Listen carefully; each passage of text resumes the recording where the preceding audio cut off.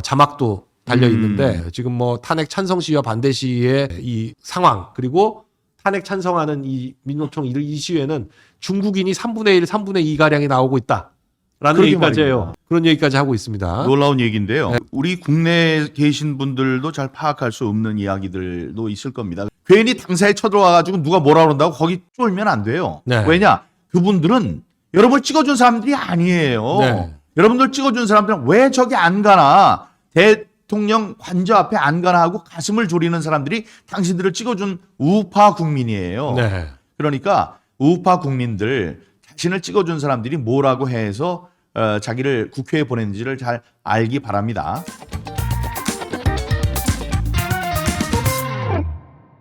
네, 반갑습니다. 네, 정말 오랜만에 또 이렇게. 네, 정말 오랜만이네요. 제가 네. 오면 생각했는데 우리가 네. 송도에서 네. 방송을 한 게 4년 반, 거의 5년이에요. 네. 근데 그때 사실은 금방 끝날 거라고 생각했죠. 네. 한 뭐 몇 대는 이제 저 부정선거 관련된 선거무효 소송을 시작하는 단계였죠. 하는 단계였습니다. 그래서 네. 그게 되면 한 길어도 한 2달 네. 정도면 끝날 거라고 생각을 했는데 저 5년 반, 4년 반, 5년 가까이 네. 돼서 대통령께서 우리의 운동에 참여해서 목숨을 거는 네. 그런 일까지. 그러니까 생겼네요. 그때는 이게 뭐 그냥 별게 아닌 거로 생각하고 시작을 했는데 네, 이게 어마어마하게 뿌리가 깊고 맞습니다. 그때도 막연히 배후에 뭐가 엄청나게 예. 있으니까 이게 가능하지 않나라는 거는 생각했지만 실제로 이렇게 지금 그 스티브 배넌 방송에 따르면 중국이 뒤에 있다. 예, 아주 노골적으로 이 부정선거 뒤에 그렇죠. 중국이 있다라고 그냥 발언을 하더라고요. 예. 네. 확정지어서 얘기를 하는 거죠. 확정적으로 얘기를 하고 그, 지금 뭐 영김 의원 같은 경우도 맞습니다. 어제 얘기하는데 예. 뭐 완전히 민주당 이 탄핵하는 세력은 완전 친중 친북 뭐 이쪽이다. 맞습니다. 그분들이 그냥 하는 말씀이 아니죠. 대통령께서 부정선거에 대해서 뛰어들었다고 하면 네. 대통령 뭐 다 아시지만은 대한민국에서는 최고의 정보를 가진 분 아닙니까? 네. 이제 그런 분과 마찬가지로 스티브 배넌, 영킴 이런 미국에서 그런 이야기를 할 정도라면 네. 우리가 모르는 우리를 뛰어넘는 고급 정보를 살펴본 다음에 하는 말씀들이니까 네. 그 강도나 중요성이 더 크다고 얘기를 해요. 이 스티브 배넌이 누군지 모르실 분들을 위해서 말씀드리면 이 미국 대선에서는 이 항상 제일 최고 책사가 딱 있잖아요. 이 스핀 닥터들 중에서도 아주 뭐 그 고액의 이 연봉을 받고 선거를 총지휘하는 책사가 있는데 그럼요. 이 트럼프 대통령 선거 2번에 결정적으로 승기를 잡게 한 최측근 책사다. 이렇게 알려져 있는 인물입니다. 스티브 맞습니다. 배넌이. 예. 근데 그 스티브 배넌이 개인적으로 하고 있는 팟캐스트에 존 밀스라는 전 예비역 대령이 나왔는데 이 예비역 대령이 한 5분간 한국 상황에 대해서 아주 자세하게 설명하는데 네.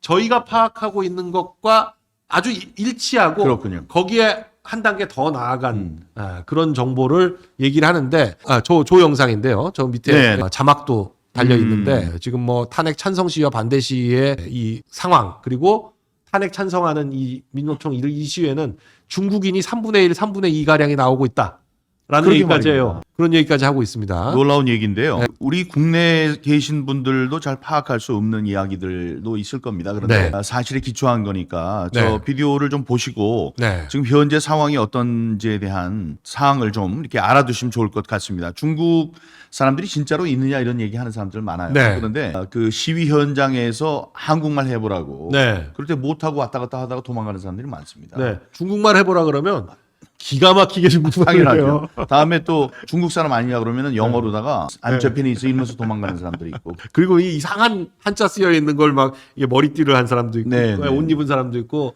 도저히 한국 사람은 할 수 없는 그런 행태를 하는 사람들이 많아요. 그래서 괜히 중국인이라고 의심하는 게 아니라 아니 저 사람들 얼굴 보시면 저 누가 봐도 그리고 한국말을 모르니까 뒤집어서 들고 다니고 그렇군요. 네. 그렇군요. 예. 저 그렇습니다. 너무 중국인처럼 생겼다. 저 아, 친구는. 예. 네. 이게 뭐 웃어넘길 일이 아니고 네. 지금 우리의 주권을 중국이 위협하는 상황까지 왔다. 네. 그러니 굉장히 심각한 건데요. 다행스러운 거는 아까 말씀드렸지만 새로 부임하고 취임하는 1월 네. 20일에 취임하는 트럼프 대통령이 여기에 대한 분명한 판단을 하고 있다. 네. 이게 이제 중요한 일 같습니다. 그래서 지금 이미 이제 우리 이 탄핵 상황은 한국 내 여야 정치의 문제가 아니라 국제 정치, 그러니까 네. 미국과 중국이 첨예하게 맞붙는 상황이 됐다라고 말씀드릴 수 있는데 뭐 이런 과정에서 우리 민경우 의원님이 지난 5년간 이 부정선거라든지 사실 그리고 그 스탑 더 스틸 네, 지금 그 구호도 많이 들고 나오잖아요. 그렇습니다. 이 구호에 굉장히 미국이 민감하게 반응하는 것 같아요. 맞습니다. Stop the steal, hold the line 이런 것이 미국의 트럼프 대통령이 지난 4년 동안 들고 다녔던 그 지지자들이 들고 다녔던 겁니다. Hold the line은 이 자기의 전선에서 물러나지 말아라. 네. 예, 지금 그 진지를 지켜라 이런 뜻이고요. 그다음에 Stop the steal은 4년 전에 그때부터 나왔었죠. 표 도둑을 우리가 승리했는데 당선이 됐는데 그 표를 도둑맞았다. 승리를 도둑맞았다. 그러니까 이번에 표 도둑을 더 이상 맞으면 안 된다. 그래서 Stop the steal인데 네. 밑에 이제 뭐 Save Korea만 없으면 이거는 네. 그대로 그 트럼프 대통령이 썼던 문구입니다. 그런데 네. 이제 이런 거를 쓰니까 외신에서 와서 깜짝 놀라는 거예요. 이게 왜 한국의 탄핵 사태에 다음에 그 체포를 반대한다는데 미국 성조기가 달리고 스탑 더 스틸이 있나? 네. 그럼 왜 그러냐고 물어보면 바로 부정선거 얘기가 나오거든요. 네. 굉장히 효과적인 홍보의 방법을 이제 사용했다 이렇게 생각합니다. 네. 그리고 지금 우리 민경우 의원님이 대표 의장으로 계시는 단체에서 각종 언론 매체에 전면 광고 네. 전면 광고가 이제 이게 한두 번이 아니고요. 네. 계속 그 일주일에 한 번 내지 뭐 두 번씩 이렇게 이야기를 하고 있습니다. 우리 그 홍보전에서 밀리면 안 된다는 생각을 해서 이 애국 단체들이 많습니다. 네. 그 애국 단체들을 규합해서 우리가 윤 대통령을 지지하고 있다. 다음에 네. 지금 상황이 도저히 상식적인 상황이 아니다라는 것을 세상에 알리고 우파를 결집시키기 위한 나름대로의 노력을 하고 또 있습니다. 그리고 저 지금 리거시 미디어들이 뭐 아주 그냥 편향되게 보도하고 있는데 저런 광고를 싫으면 네. 자기들도 좀 움찔하죠.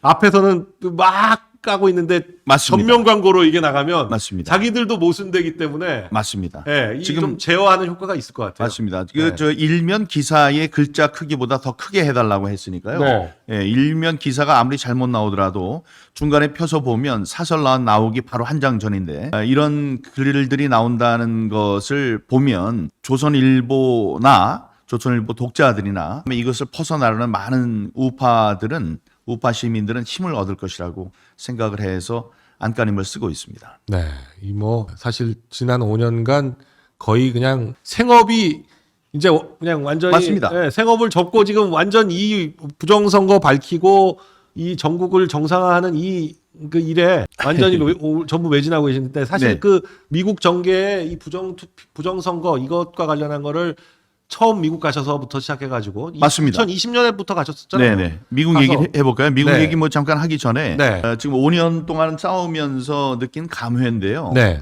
저희들 입장에서는 우리들만 싸우던 싸움을 대통령까지 해주시니까 굉장히 이제 감사한 일이에요. 그런데 네. 생각해 보세요. 5년 전에 우리가 똘똘 뭉쳐서 부정선거가 있으면 안 된다. 부정선거는 만국의 병이다. 부정선거 진상규명과 책임자 처벌, 제도 개선을 이루자라고 싸울 때 옆에 있었던 사람들이 있거든요. 네. 근데 5년이 지난 다음에 그 뜻을 그대로 가지고 가는 사람들이 많지 않아요. 네, 중간에 막 중간에 돌아서고 네. 심지어 우리를 공격하고 그런 사람으로 바뀐 사람들도 있습니다. 네. 그러니까 그 시간을 지켜가면서 그 시간의 흐름에도 불구하고 우리의 마음을 지키고 신조를 지키고 믿음을 갖고 싸운 사람들이 많지 않다. 네. 근데 그런 분들이 참 감사하다는 말씀을 꼭 드리고 싶었고요. 네. 미국에는 뭐 제가 그때 4월에 있었던 4.15 선거 이후에 부정선거 이후에 한 5개월을 국내에서 열심히 싸웠었죠. 네. 싸웠는데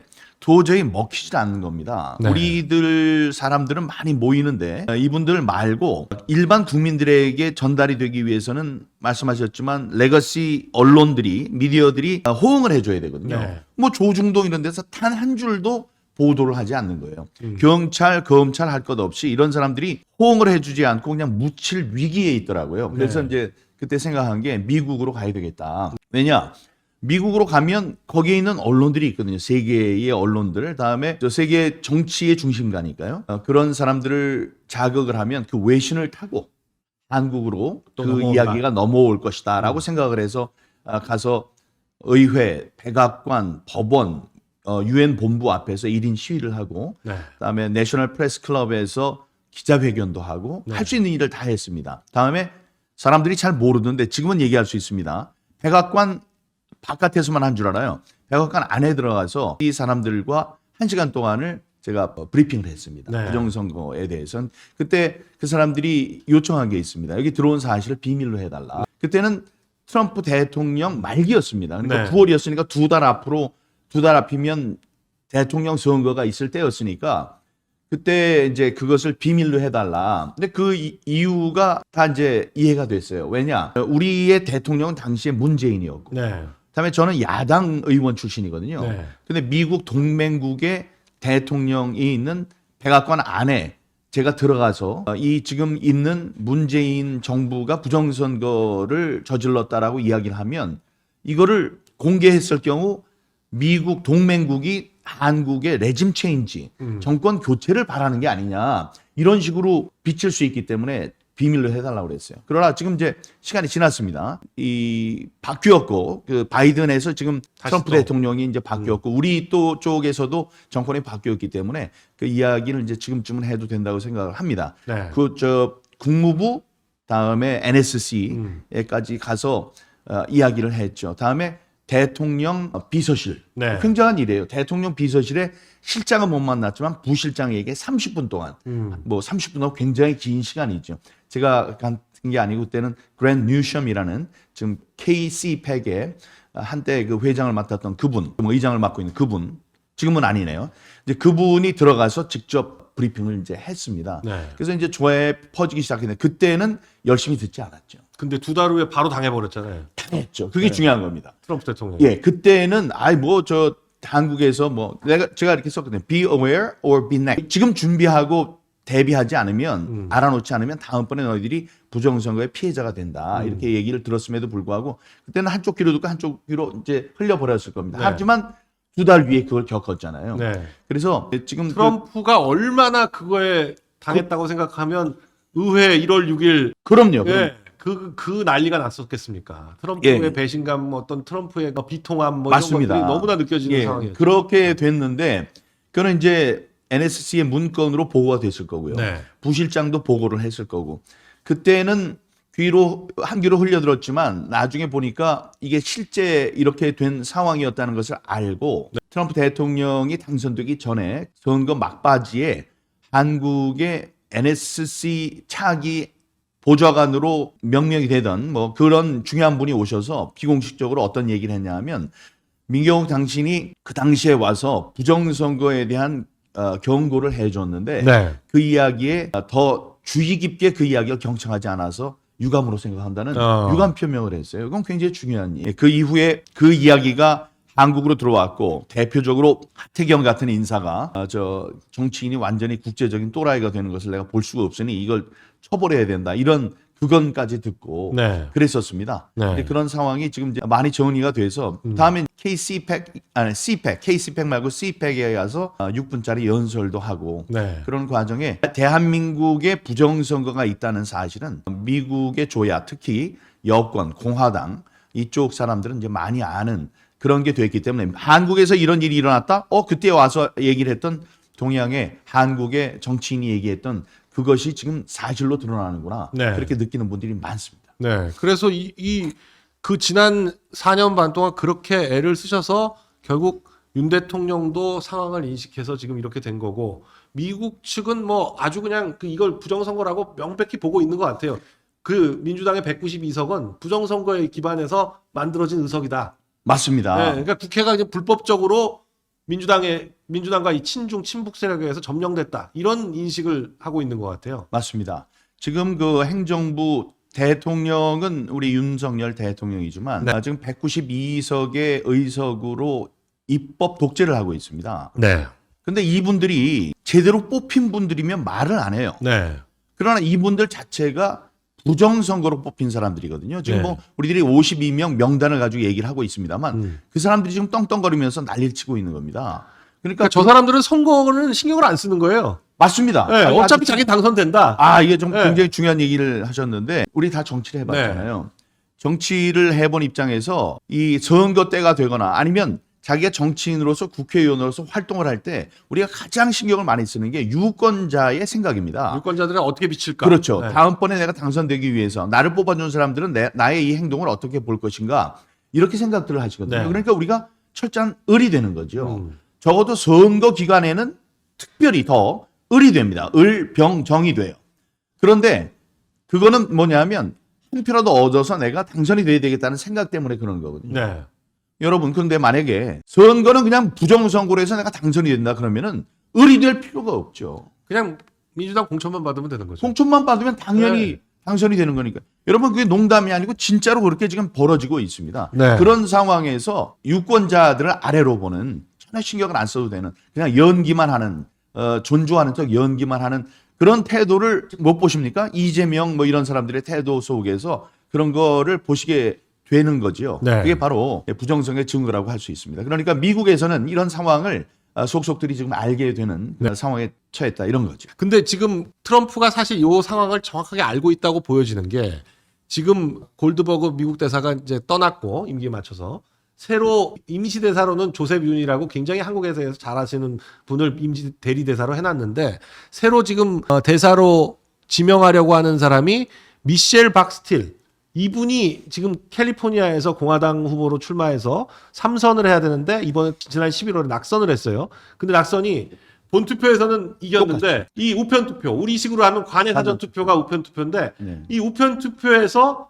600표인가를 져버리는 바람에 그래서 몇백 표 차이로 지금 졌거든요. 근데 말이 안 된다는 거죠.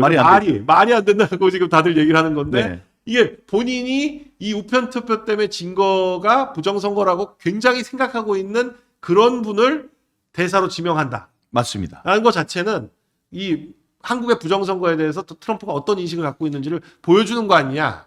맞습니다. 트럼프 대통령의 부정선거 주장에 대해서 옳은 얘기라고 하고 함께 싸웠던 게 미셸 박이거든요. 네. 그다음에 한국 분이시니까 한국의 그 보도라든가 한국에서 돌아가는 상황에 대해서 정통하실 거고요. 네. 한국명이 박은주입니다. 박은주. 네. 그러니까 이 한국에서 부정선거가 있었는데 그것이 사전 투표와 당일 투표의 괴리에서 벌어진 네. 그런 것으로 나타났다는 것을 잘 알고 계실 거예요. 그런데 본인 투표가 딱 그렇게 나와버려요. 딱 나오는 거죠. 네. 그러니까 귀신이 고칼을 오르시고 이건 분명히 잘못됐다는 것을 인식을 할 거고요. 그런 분이 그러니까 지 한파 중에서도 아주 정통하게 우파 그다음에 부정선거에 관심을 많이 가진 분이 대사로 오신다는 것은 정말 쌍수를 들고 우리가 환영해야 될 일이라고 생각하고요. 우리가 한국과 미국이 자유민주주의의 토대가 되는 공명선거 그 제도 확립을 위해서 함께 싸우는데 큰 역할을 할 뿐이라고 그렇게 생각합니다. 네. 그래서 황교안 대표도 하여간 끊임없이 지금 부정선거를 진짜 4년간 예, 감사한 일이죠. 네, 주장하고 계신데 최근에 또 이 대토론회. 대토론회를 해서 예. 그동안 논란이 됐던 부분에 대해서 다 일일이 이제 하나하나 실현도 하고 하면서 저희가 그 영상 링크도 올려드렸는데 그걸 한번 보시면 이 부정선거에 대해서 긴가민가 하시던 분들도 다들 이게 정말 부정선거구나. 특히 파주 같은 데서는 170세인가요? 190세인가요? 뭐 135세, 136세 예. 이런 분들이 이제 투표를 했더라고요. 투표를 하는 그 명부에 올라간 명부에 걸로 올라갔어요. 되어 있죠. 며칠 전에 세계 최장수로 돌아가신 분의 나이 연세가 116세입니다. 부자니까 무슨 꼰가요? 네. 부자라는 이름을 가지신 일본의 할머니셨는데 네. 116세로 돌아가셨거든요. 네. 근데 영등포에는 136세, 135세 2명 뭐 이렇게 수두룩하게 네. 계신 걸로 선거인 명부가 나왔었습니다. 네. 만약에 이 부자라는 이름을 가진 일본 할머니께서 한국에 놀러 오셨다가 영등포 근처에 지나가시다가 버스에 타시면은 명함도 못 내밀어요. 경로석에 못 앉아요. 속에. 그래서 아니 지금 앉자고 그러면은 앉아가지고 있으면서 나 저 기네스북에 오른 최고령자인데 일어나라. 그럼 너 네. 몇 살인데 그러면 116세다. 그러면 아이고 난 136살이야. 이런 일이 있었을 수도 있는 그런 엉터리 명부들이 나오고 했거든요. 그거 하나뿐만이 아니고 인천도 마찬가지예요. 100세 이상이 뭐 수십 명이 제 있는 지역구에서도 네. 수십 명이 투표를 했다고 그렇게 나오는데 그게 사실이 아니죠. 음. 많은 잘못된 이야기들 혹은 많은 부정의 증거들을 갖고 그날 이제 살펴보는 그런 좋은 토론회였습니다. 네. 여러 가지 토론회가 있었는데 실현도 했었죠. 지금 이 사전 투표 용지를 보관해 놓으면서 그거를 CCTV로 24시간 감시를 한다고 하지만 24시간 감시하는 그 CCTV를 볼 수 있는 사람들도 제한되지만 그것도 쉽게 가려지고 쉽게 조작을 할 수 있다는 것을 실현을 했습니다. 네. 그런 게 좋은 점이었고요. 다음에 가짜 투표용지가 어떻게 나왔는지 좌우 여백이 다를 수 없는데 그런 게 나오는 거를 직접 잘라가면서 실현도 했고 다음에 거기에 붙어있는 뭐 놀이풀이라고 댄놀이풀이라는 게 있습니다.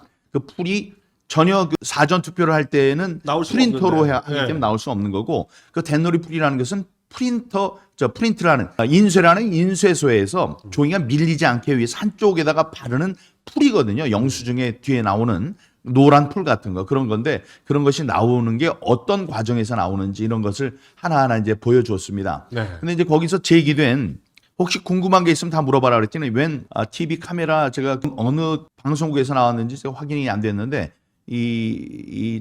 제대로 된 카메라를 ENG 카메라를 갖고 와서 황교안 대표께 이제 질문을 했어요. 뭐라고 질문했냐면 검찰에서 다 조사를 해서 무혐의 처리된 것에 네. 대해서 또 의문을 제기하는 거냐 이렇게 얘기를 했습니다. 네. 근데 제가 17건의 고소고발을 제기한 상태거든요. 법조인이니까 잘 아시지만 그러면 그것을 제대로 조사하고 수사를 하려면 적어도 저는 불러야 되는 거 아닌가요? 고소인, 고발인 조사는 해야지요. 근데 그 당시에 중앙지검장이 지금 있는 민주당의 의원 이승윤이었습니다. 네. 이성윤인가요? 네, 이성윤. 예. 이성윤이 와서 저를 한 번에 불렀냐고요. 그냥 보다가 대법원에서 지금 처리하고 있는 선거 무효 소송이니까 우리는 안 보겠다 그래서 일괄 기각시킨 겁니다. 네. 그게 무슨 수사 자체를 아예 하질 수사 않았어요. 자체를 하지 않은 거예요. 네. 그런데 그걸 갖고 그 검찰 경찰에서 한번 본 건데 거기서 무혐의 처리를 했다 해서 뭐 수사를 벌인 다음에 무혐의 처리한 걸로 잘못 사람들이 인식을 하고 네. 언론도 그렇게 다루고 있더라고요. 그게 아닙니다. 네. 제가 그렇게 수사라도 받고 참고인 조사 혹은 고발인 조사, 고소인 조사라도 받았으면 원이 없죠. 네. 17건은 한번 보지도 않고 그냥 그 기각을 해버린 그런 상황이기 때문에 그런 지적은 옳지 않다는 말씀드립니다. 그런 상황들을 우리가 이제 전부 다 그 성명을 할 수 있는 그런 토론회였다고 생각합니다. 네. 근데 지금 이 탄핵 상황을 보시면서 이 언론들이 이 그냥 뭐 아주 그냥 소위 말하는 리거시 미디어들이 아주 그냥 일방적으로 편파적인 태도를 보이고 있거든요. 이게 뭐 워낙 언론에 오래 계셨으니까 왜 이렇게 편파적인 태도를 보이는 거로 보이세요? 예, 젊은 기자들의 입장에서는 네. 이거 무슨 뭐 계엄을 발표하고 계엄을 이 쿠데타랑 네. 헷갈릴 수 있어요. 젊은 네. 기자들이 들어가서 국민들의 뭐 자유를 억압하고 뭐 공권력으로 강압을 하고 우리들 헌법적인 권리를 일시 제한하고 뭐 이런 일을 막 하려고 뭐 총칼을 갖고 사람들을 겁박하고 이런 상황으로 오해를 할 수가 있어요. 그러니까 네. 막 펄펄 끓을 수가 있다고요. 그런 것을 데스크 쪽에서 이용할 수 있습니다. 네. 예? 데스크는 만약에 언론 노조의 사주를 받은 좌편향된 사람들이라면 그 젊은 기자들을 이렇게 이야기를 할 수 있습니다. 이건 옳지 않은 짓이야. 네. 옳지 않은 것이기 때문에 우리가 옳은 기사를 써야 돼 해서 이렇게 충동질을 할 수 있죠. 그때 필요한 게 우파의 어른이 되는 그런 언론인입니다. 우리도 젊었을 때 그래도 우파, 보수 쪽에 있는 그쪽 정당을 출입하는 사람들이면 얘기를 해줘야 돼요. 이거는 그 계엄이 쿠데타가 아니야. 네. 헌법에도 나오는 거고 네. 대통령이 당연히 쓸 수 있는 그런 권한이야라고 이야기를 하고 그런 다음에 사람이 다친 사람이 있었냐, 코피라도 난 사람이 있었냐, 또 민주적인 절차에 맞추어서 의회가 그만두라고 하니까 곧 계엄을 풀지 않았느냐 이런 식으로 설명을 해줘야 되거든요. 네. 그리고 지금 얼마나 좌파 일색으로 법치가 아니잖아요. 공수처가 하는 여러 행동들이 법치가 아닌 것을 정확하게 이 정돈된 입장에서 이야기를 해줘야 되는데 그게 아니고 지금 휩쓸려 가고 있습니다. 네. 휩쓸려 가면 지금 이제 경고를 하는데 여러분들이 하나하나 쌓아온 그 자기 언론사의 경력, 가치가 커리어. 가치와 그런 게 있습니다. 그 신뢰성 이런 게 있어요. 신뢰가 있는데 그 신뢰가 하루아침에 무너집니다. 네. 이렇게 왔다 갔다 하는 언론이구나. 네. 이 언론이라는 게 왔다 갔다 하면 안 되거든요. 그러니까 좌파 신문이면 좌파 신문대로 그래도 법치주의 안에서 좌파가 주장할 수 있는 걸 하고 우파의 신문이었다면 우파가 주장할 수 있는 것을 일관되게 주장을 해야 돼요. 근데 지금 막 휩쓸려 가지고 사람들을 선동하는 이런 쪽으로 가는 것은 큰일이라고 생각합니다. 지금 미국을 보십시오. 미국에서 얘기하는 매스미디어. 네. 매스미디어가 종언을 구하고 있습니다. 네. 구하고 있어요. 지금 매스미디어는 힘을 쓰지 못합니다. 그냥 어느 권력이 좌파냐 우파냐에 따라서 좌파 편을 들었던 게 우파가 집권하면 완전히 무너지고 반대로 좌파가 하면 우파가 무너지고 그러는 거예요. 이 그러니까- 미국 대선이 아주 그냥 명백하게 그걸 맞습니다. 보여주고 있습니다. 트럼프 CNN, 대선. 뭐 네. CBS 다 틀려요, 다 틀려. 뭐 이런 게 전부 다 사라지고 있고요. 다음에 이제 팍스가 올라가고 뭐 이런 것 아닙니까? 어느 순간에는 그게 이제 왔다 갔다 했었고요. 그러니까 이제 그런 물결을 타지 않기 위해서는 중심을 잡아야 한다. 지금 조중동은 무너지고 있습니다. 네. 조중동 보지 않겠다고 절독하는 움직임이 굉장히 심각해 퍼지고 전화를 하면 전화를 안 받는다는 거예요. 이 보급소에서. 절독 전화니까. 그러니까 구독 전화할 수도 있는데 네. 보통 때 같으면 엄청나게 빨리 받을 텐데 이제 받질 않는다는 네. 거죠. 그래서 1인 미디어, 이런 1인 미디어 혹은 요즘에 나오고 있는 파이낸스 투데이, 스카이 데일리, 네. 아시아 투데이. 투데이 이런 매체들이 우파 국민들 사이에서는 네. 큰 인기를 얻고 신뢰를 얻고 있거든요. 네. 그거를 잘 기억을 하고 중심을 잡아야 한다. 음. 중심을 잡는데 그거는 민주주의의 자유민주주의의 가치가 되는 여러 가지 우리 개인의 자유라든가 법치라든가 시장 경제라든가 이런 것에 입각한 기사들을 쓰고 거기에 대해서 해안을 제시해야 한다. 그런 얘기를 해보고 싶습니다. 네.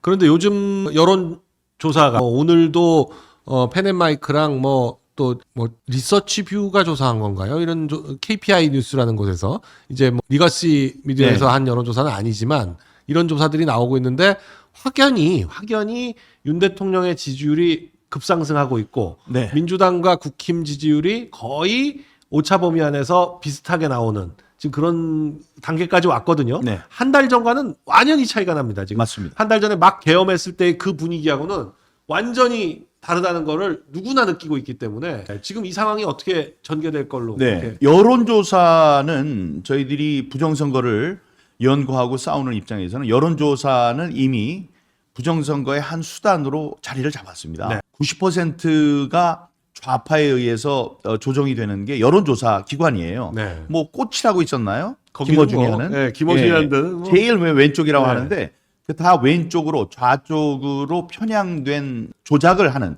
여론조사관이 여론조작 기관으로 전락한 것이 지금 대한민국의 폴스터들의 운명입니다. 네. 자, 그러니까 그것도 이번에 이렇게 대통령이 계엄을 함으로 해서 여러 옥석이 구분되게 됐잖아요. 네. 누가 우리 편이고 누가 정의의 편이고 누가 사악한 편인지 이게 이제 가려지게 됐는데 여론조사 기관도 지금 주목을 이제 받고 있습니다. 그래서 여론조사 기관도 재편이 되는 과정이라고 생각해요. 지금 이런 혼란기에 괜히 기술을 써서 네. 어느 여론을 조작하다 걸리면은 그 시범 케이스로 완전히 끝장을 본다, 끝장이 난다 이런 위기감에 그래도 있는 그대로 여론을 조사를 해서 국민들에게 전달을 하려고 노력하는 과정이라고 생각을 하고요.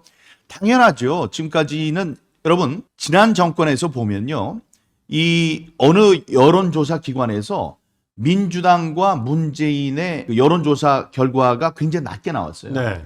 그때 총리가 아니고 당 대표를 하고 있었던 이해찬이 네. 혼내주겠다고 공개적으로 얘기를 했습니다. 네. 그 다음 날 윤석열이 아니고 문재인의 여론조사 결과 확 뛰었습니다.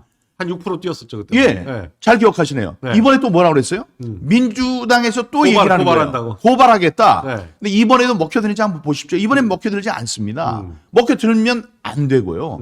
그렇게 왔다 갔다 하는 게 우리 눈에 보일 텐데 지금 우파 사람들이 가만히 있겠습니까? 네. 그러니까 제자리를 찾아가는 그런 과정이라고 생각을 하고요. 여론조사는 그래서 여러분 우리가 여론조사에 대해서 어떤 입법을 하려고 했냐 하면 여론조사의 로 데이터 그러니까 몇 번이다 그러니까 몇 번의 응답자가 어떤 질문에 대해서 뭐라고 대답했다라는 걸 이렇게 찍는 표시를 해놓은 종이들 그 로 데이터거든요.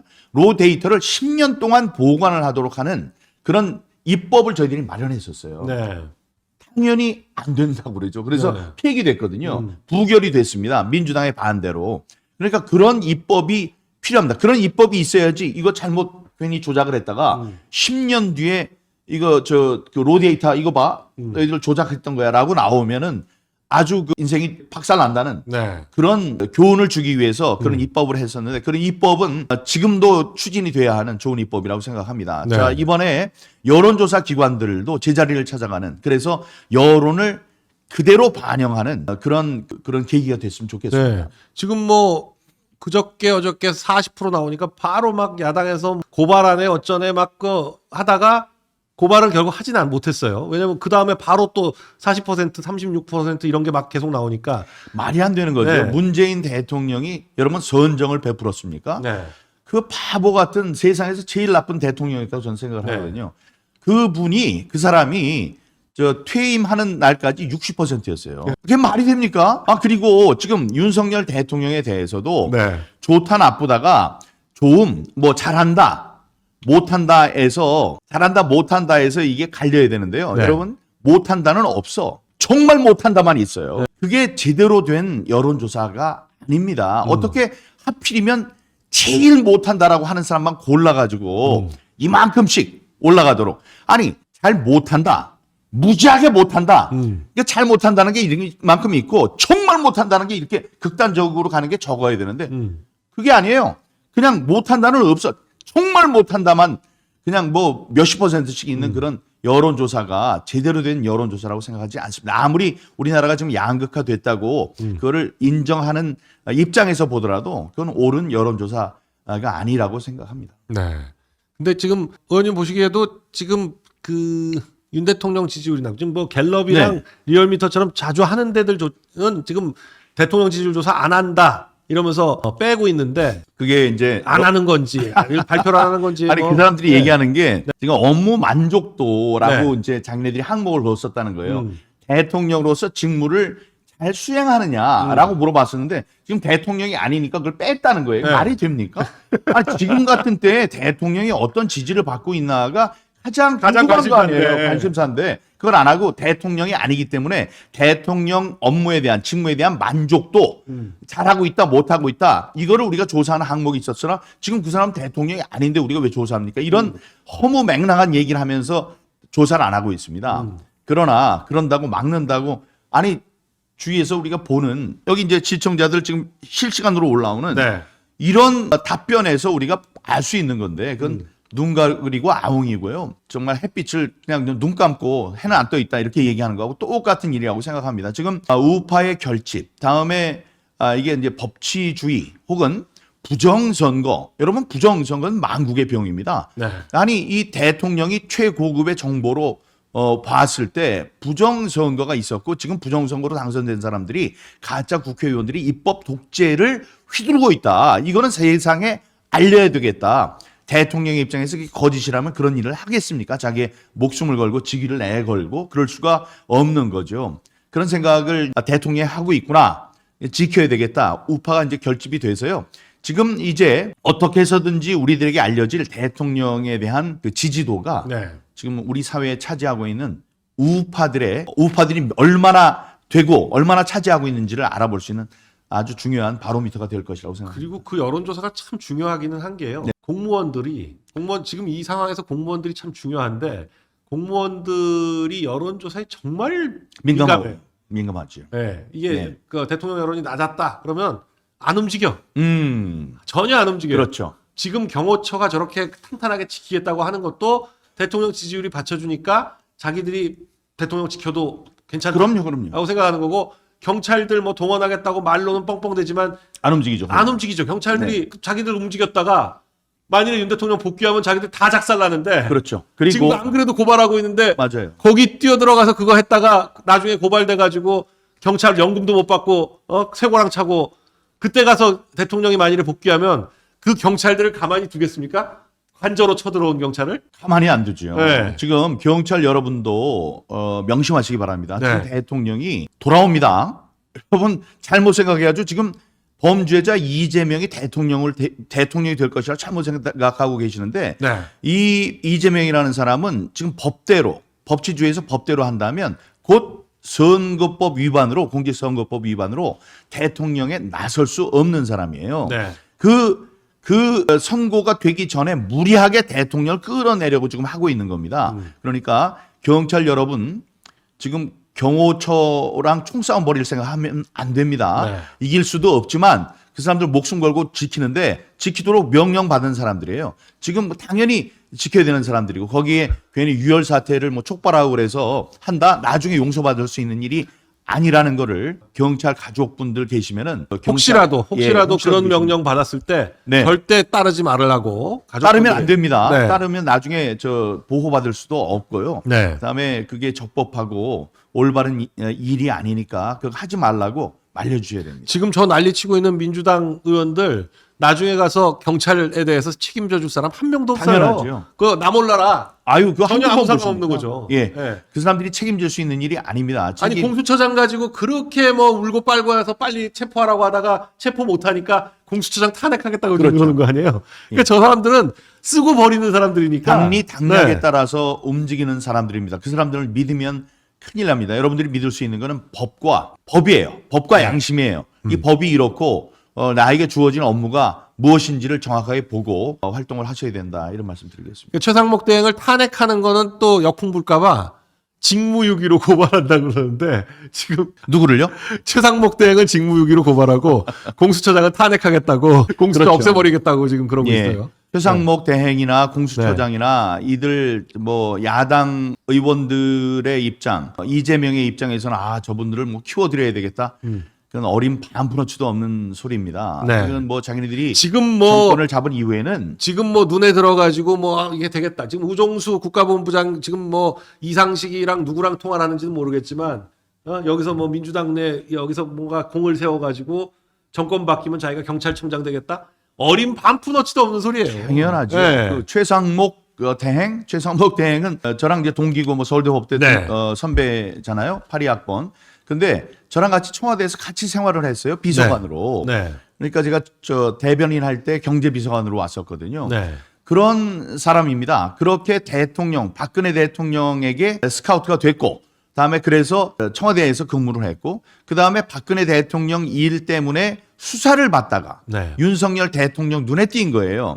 뭐 서울대 법대 82학번 중엔 당신이 제일 똑똑하다며 나 그런 얘기 들었어. 이런 얘기를 했다는 겁니다. 그래서 박근혜 대통령 관련된 수사를 할 때 만난 인연이지만 그것 때문에 발탁을 한 거예요. 네. 그래서 경제부총리까지 시켜줬는데 그럼 이재명이 퍽이나 좋다고 그래서 나중에 최상목 뭐 한 자리 주겠네. 그런 일은 없습니다. 최상목 대행도 지금 정신 제대로 차리고 자기를 뽑아준 영혼 없는 공무원이 아니고 영혼이 있어야지. 자기를 품어주고 자기가 우파의 공무원으로서 자기가 갖고 있는 지식, 그것을 국민들을 위해서 쓸 수 있는 아주 훌륭한 기회를 준 우파 대통령들이에요. 우파 대통령을 모셨던 사람이라고. 그 사람이 지금 나는 중립을 해야 되니까 뭐 저 사람들 탄핵이 되든 말든 뭐 아무렇게나 하겠다? 나중에 큰일 난다. 조심하기 바랍니다. 그러니까요. 배신자들은 어디서나 그러게요. 못 봤습니다. 그러게요. 하여간 최상목 그 대행 뭐 지금은 뭐 그냥 그렇게 보고 있지만 하여간 그 우리가 느꼈던 그 배신감. 네. 아이고, 그래서 제가 네. 뭐 SNS에 평소에 알고 지내는 뭐 그런 사이지만 얼마나 제가 못된 얘기를 했습니까? 네. 지금 뭐 대통령 놀이하고 뭐 어디 가서 군부대 앞에 뭐 이거 시찰하고 경례하고 경례도 뭐 하고 재벌들 세워놓고 뭐 악수하고 그것도 있고 네. 뭐 그 부대 앞에 음식점에 제가 돈을 좀 달아놨습니다. 아이고, 그런 소리까지 했어요? 참네. 그런 얘기를 했죠. 자기 뭐 식사를 하고 거기에 네. 이제 장병들 오시면 좀 드시라고 네. 제가 돈을 맡겨놓고 왔습니다. 완전히 대통령 놀이를 하고 있는 거예요. 무슨 방탄차를 요구하고 있진 않나. 지금 방탄차는 누가 당신을 해야 한다고 방탄차야. 네. 방탄차는 전부 다 경호처로 올려보내야지. 네. 무슨 소리 하는 거예요. 그런 지금 이 황당한 짓을 벌였던 사람들조차도 지금 대통령 지지율 올라가니까 이거 뭐지? 뭐 이렇게 그럼요. 갸웃갸웃. 예. 아니 조중동조차도 지금 약간 그 새해 들어와서 태세가 살짝 전환을 하고 있어요. 나폴레옹 얘기 모르세요? 그러니까요. 여러분 코르시카 섬에서 나폴레옹이 탈출을 해서 그때 수괴라고 했어요 맨 처음에. 그렇죠. 수괴, 괴물, 괴물, 뭐. 살인마 네. 뭐 이렇게 했습니다. 근데 하루하루 파리에 파리에 가까워올수록 뭐 영웅이 네. 문 밖에서 기다린다. 다음에 들어오니까 황제 입성하시다. 입성하시다라고 헤드라인이 바뀌었습니다. 그러니까 지금 있는 세상의 평가 네. 이거는 바뀝니다. 특히 기자들은 언론사는 굉장히 그 눈치가 빠른 곳이에요. 네. 그렇기 때문에 우리가 굳건하게 어깨에 힘주고 앞만 보고 걸어가면은 반드시 좋은 일이 있을 겁니다. 그게 우리 증거입니다. 아니 그 사설 태도가 한 달 전하고 완전히 바뀌어가지고 완전히 바뀌어서 지금은 이제 양쪽 다 뭐 지켜야 된다 뭐 이런 식으로 많이 바뀌었어요. 트럼프에 대해서는 어때요? 트럼프가 되면 세상이 뒤집어지고 한국은 망할 것 같이 얘기했던 그런 신문 아닙니까? 지금은 달라졌죠. 지금은 어떻게 하면 트럼프와 우리 뭐 정부가 가까워질지를 뭐 아주 고민하는 듯한 그런 뭐 기사들을 자기들이 원래부터 고민해왔던 것처럼. 했던 것처럼 불과 그 선거 당일 네. 있었던 조선일보 한번 읽어보세요. 뭐라고 나와요? 아니 그러니까 이 공무원도 영혼이 없지만 언론인은 아예 영혼이 아니라 아무것도 없는 거예요. 심지가 아예 없는. 그냥 그때 상황에 맞춰서 그냥 한번 쭉 쓰는 그런 것 같아요. 제가 조선일보의 기자 당시에 뭐 제가 믿고 따랐던 믿고 이제 배우려고 했던 선배분이 한 분 계시는데 네. 그분이 이제 다른 신문사에 있다 이제 조선일보로 가셨어요. 근데 그분이 대선 기간에 이런 얘기를 하시니까 깜짝 놀랐습니다. 뭐라고 하냐면 언론기관 특히 출입하는 기자, 정치부 기자의 가장 중요한 정말로 가장 중요한 임무 가운데 하나는 다음번에 누가 대통령이 되는가, 대통령이 될 수 있는 가능성이 높은가를 보고 글을 만드는데 이렇게 일조를 해야 된다. 일조를 크게 해야 한다. 그리고 그 정보를 사주에게 알려주는 것이다. 이렇게 얘기를 하더라고요. 농담이 아닙니다. 제가 깜짝 놀랐어요. 그러니까 누가 될 것인지를 정확하게 알아가지고 거기에 따라서 자기의 운명도 네. 대통령이 된 다음에 자기가 어디를 출입하느냐, 네. 다음에 회사 내에 어디까지 올라가느냐 이게 달려있기 때문에 네. 그걸 정확하게 파악해야 한다고 그랬어요. 근데 그분은 가만히 보니까 지금 그 조선일보에서 높은 자리에 있지는 않거든요. 그때 잘못 찍었던가. 잘못 찍었겠죠. 예. 아니면 보고를 잘못했던가 이제 그런 것 같습니다. 그러니까 기자들은 언제나 정의로워야 한다고 오히려 변호사들보다도 더 정의롭다. 저는 이렇게 생각을 하고 있었어요.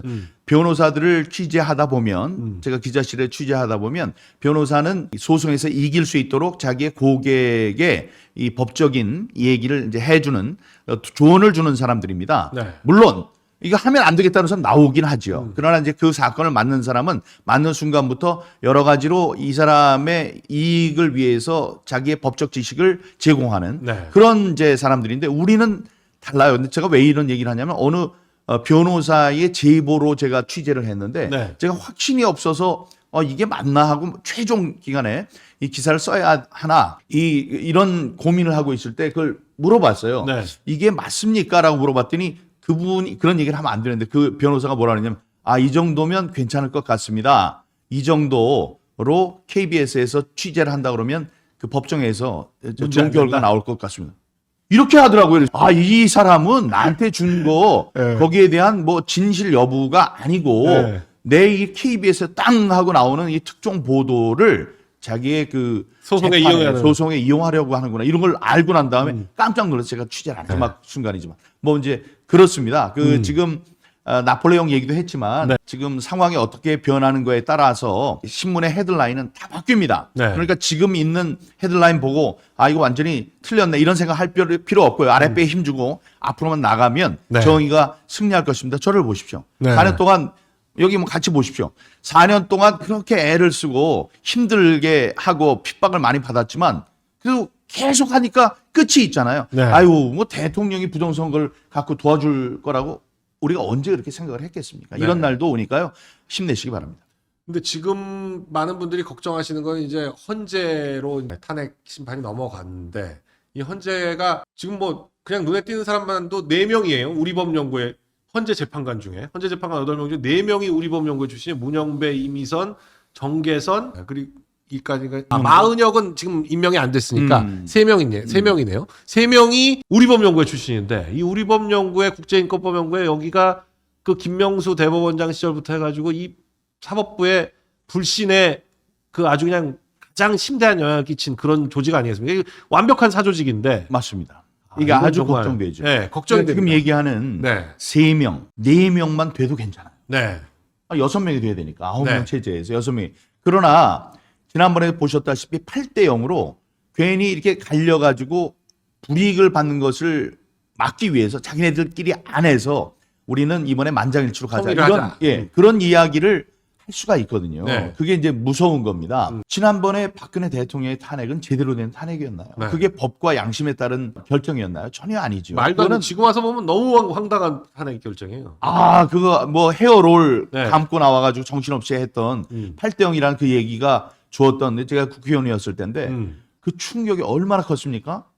여러분 3월 10일이었는데요. 그날 그 헌법재판소 앞에서 그 좋은 소식을 기다리던 분이 8대 0으로 탄핵한다 이런 얘기를 듣고 심장마비로 돌아가셨어요. 네. 한 분은 그 기동대 위에 있던 스피커를 머리에 맞고 즉사하셨습니다.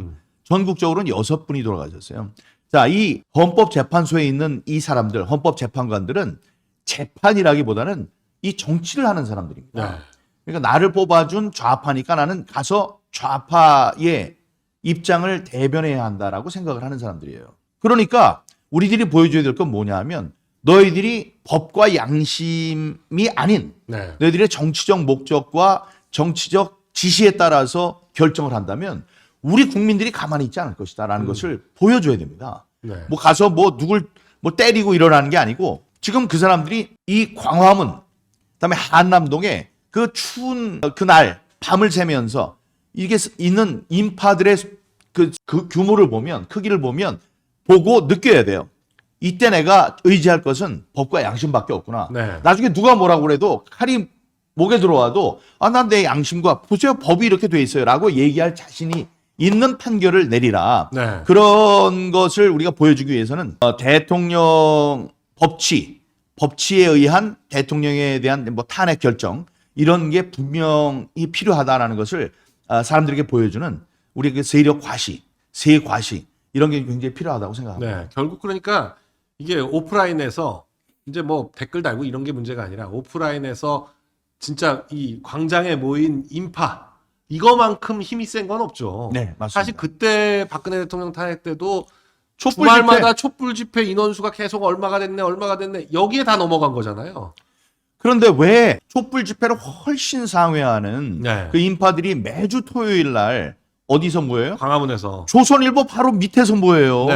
그러니까 조선일보에서 사진 한번 찍어가지고 보도를 하면 되는데 도대체 그지도 왜 안 않아요. 하는 거예요? 찍기는 다 찍겠지. 근데 내보내지는 않고 있어요. 네. 나중엔 나올 거예요. 네. 몇 월 며칠에 이렇게 많아가지고 결국은 국민이 승리를 했습니다. 이런 게 나올 수는 네. 있는데 조선일보, 동아일보 건물 양옆에 딱 그 그렇죠. 위에 옥상에서 올라가서 찍- 찍으면 정확하게 찍혀요. 맞습니다. 네. 그건 엄청난 거거든요. 전 세계적으로도 유례가 없는 인파인데 네. 그 인파 하나에 들어오지 않잖아요. 한 프레임에. 프레임에 안 아무래도. 들어오죠. 절대. 안 들어오죠. 그러니까 드론으로 계속 끝없는 공중 촬영을 하면서야 볼 수 있는 그런 인파인데 그걸 촛불 집회와 왜 다르게 하느냐 이거죠. 그러니까 좌파에 넘어간 언론, 네.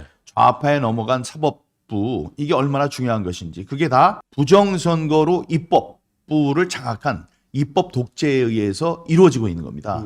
그러니까 그거를 우리들이 명심하고 맞서 싸워야 될 겁니다. 지금 보면 저들이 왜 촛불 집회를 했나 보면 촛불 집회를 하면 사람 수를 정확하게 잘 볼 수가 모르죠. 없어요. 깜깜하니까 맞아요. 그냥 이렇게 촛불 들고 있는 것만 쭉 보이니까 좀 성기게 서 있어도 엄청 많아 보이거든요. 예, 그게 아주 철저한 계산하에 그렇게 되어 있습니다. 네. 뭐냐면 그 없는 자리에도 촛불을 꽂아 놓으라고 해. 다 촘촘하게 앉지 말라고 그랬어요. 그러니까 아주 전략적으로 밤에 많아 보이게. 위에서 보면 엄청나게 많아 보이게 하도록 넓게 앉고 서지 말고 네. 앉고 옆에다가 촛불도 놓고 이래서 위에서 보면 엄청난 인파가 모이는 것처럼 그러니까 계산된 행동이었어요. 그쪽 식의 계산식으로 하면 지금 광화문에 모이는 사람은 무조건 300만 넘어요. 네. 척 봐도 100만이라고 했던 네. 그런 계산법에 따르면 몇백만이죠. 제가 그렇다는 게 아니고 MBC의 그 국장했던 자가 척 봐도 100만이다. 예, 서초동에 모인 사람을 보고 네. 좌파를 보고 척 봐도 100만이네 뭐 이랬다는 거 아닙니까? 그 기준으로 보면 뭐 수백만입니다. 네. 그걸 그 탁현민이가 그래서 밤에 해야 된다고 했더니만 북한도 열병식 그 쫓아서 밤에 막 해대고 그랬잖아요. 밤에 해야 있어 보이니까. 네, 북한은 그 열병식만 밤에 하지 말고 밤에 불 좀 켜세요. 섬처럼 한반도가 섬처럼 보이게 하지 말고. 전기가 너무 부족하니까. 그렇죠. 예. 켜지를 못하는. 근데 지금 이제 어떻게 보십니까? 이게 그 국민의힘이 그래도 정신을 좀 차리고 대통령 관저 앞에 44명이 나왔다는데 이 국회의원들이 지키겠다.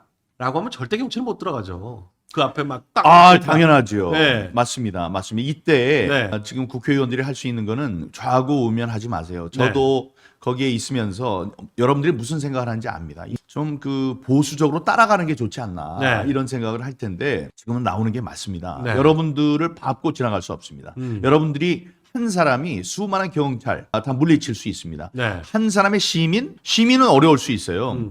국회의원 한 사람이 나가면 옛날 천안문 사태에서 그 탱크 앞을 가로막았던 네. 그 한 사람의 역할을 여러분들이 할 수 있습니다. 그러니까 가세요. 가면 여러분이 지금까지 주저해서 실망했던 많은 유권자들, 국민들의 가슴 속에 아주 깊게 각인이 될 수 있습니다. 여러분들이 나오셔야 돼요. 아니, 여러분들 국회잖아요. 국회의원이에요. 법을 만드는 사람입니다. 당신들이 만든 법이 무너지고 있어요. 법치가 무너지고 있잖아요. 그런 현상에서 당신들이 뭔데 이런 일을 하느냐고 꾸짖고 네. 행정안전위원회에 소속 사람들 뭐 합니까? 경찰이 자신들이 감사하고 그러는 기관들 아닙니까? 그 앞에서 얘기하는 거예요. 경찰청장 나와봐라. 이게 무슨 짓이냐? 그러면 그 사람들이 행정안전위원회에 있는 사람, 그런 사람들 막 할 수 있습니까? 멱살 잡고 그럴 수 있습니까? 때릴 수 있습니까? 그렇게 못하죠. 그러니까 거기 지금 국회의원들 44명이라고 했는데 거기 김정재 의원이 빠졌더라고요. 그 네. 표시하는데 김정재 의원까지 합치면 45 명? 45명. 지금 그 SNS에다가 그 국회의원들 명단을 쫙 올리셨던데 몇 명 네네, 그래서 포함됐는지 네. 다시 한번 그 명단 볼까요? 예, 명단에 보면 이제 김정재 의원이 오른쪽 여기 있죠. 그거는 네. 제가 노랗게 칠한 겁니다. 김정재 의원이 거기 나왔었어요. 근데 네. 오른쪽에서 보면 경북의 5번째 줄에 4번째 줄에 김정재 의원이 있죠. 네. 김정재 의원이 빠진 상태로 44명이더라고요. 근데 김정재 의원은 제가 봤죠. 네. 김정재 의원들이 그 현장에 나왔기 때문에 그 합치면 45명이 나와 있습니다. 45명. 그럼 63명은 안 나왔어요. 네. 자, 이거를 미디어 뭐 어디에서 쫙 내려가지고 오마이 뉴스인가 거기에서 나온 사람들 얼굴을 다 표시를 해가지고 내란 동조 예, 쪽은 내란 동조한 사람이라고 그러는데 그 사람들 우리 보고 박수 쳤어요. 아, 저 좋은 일을 해줄 때도 다 있네. 이렇게 훌륭한 사람들 명단을 명단을 이렇게 해주었어요. 여기에 없는 63명 내 지역구에 있는 누가 여기에 안 나왔어 네. 하고 야단을 쳐줘야 된다고 생각을 합니다. 그러니까 다시 말씀드립니다. 여러분들이 나오면 그걸 넘어서 들어갈 수가 없습니다. 네. 그러니까 여러분들이 막을 수 있어요. 여기 수만 명의 사람들, 젊은이들까지 학생들까지 나와서 밤새도록 이거 추운 데서 떨게 하지 말고 당시 국회의원들이 불침범 서가면서 몇 명만 돌아다니면은 막을 수 있습니다. 여기 지금 나오신 분들은 훌륭한 사람들입니다. 여기 보면 이제 김정재 의원이 있거든요. 여기 왼쪽 지금 위에 있는데 아니 민주당 의원들이 하는 것만큼만 하셔도 돼요. 민주당 의원들은 자기네 당사 압수수색한다 그러면 그냥 다 앞에 나와서 막아요. 그랬잖아요. 네. 2번에 걸쳐서 네. 연행을 막았던 경력이 있는데 그게 전부 다 민주당이 한 겁니다. 이인재하고 한화갑이었나요? 네. 예, 두 사람을 체포하려고 검찰이 들이닥쳤습니다마는 그 사람들 못 가게 막았어요. 쇠사슬로 막고 그랬어요. 네. 근데 대통령을 못 지킵니까? 대통령. 뭐 그 압수수색만 해도 막느라고 의원들이 맞아요. 나와서 저렇게 막습니다. 예, 그때 네. 근데 지금 대통령을 지키겠다고 하는데 거기에 참여하지 않는 의원들은 도대체 누구 표를 받아서 당선되려고 하는 건지 특히 비례대표들 잘 보고 있다는 점을 잊지 네. 마시기 바랍니다. 지역구 구민들, 네. 유권자들께서는 이 일거수일투족을 전부 다 보고 있습니다. 여러분이 민주당 의원이라면 모르겠어요. 그러나 여러분 괜히 당사에 쳐들어와가지고 누가 뭐라 그런다고 거기 쫄면 안 돼요. 네. 왜냐? 그분들은 여러분을 찍어준 사람들이 아니에요. 네. 여러분들 찍어준 사람들은 왜 저기 안 가나? 대통령 관저 앞에 안 가나 하고 가슴을 졸이는 사람들이 당신들을 찍어준 우파 국민이에요. 네.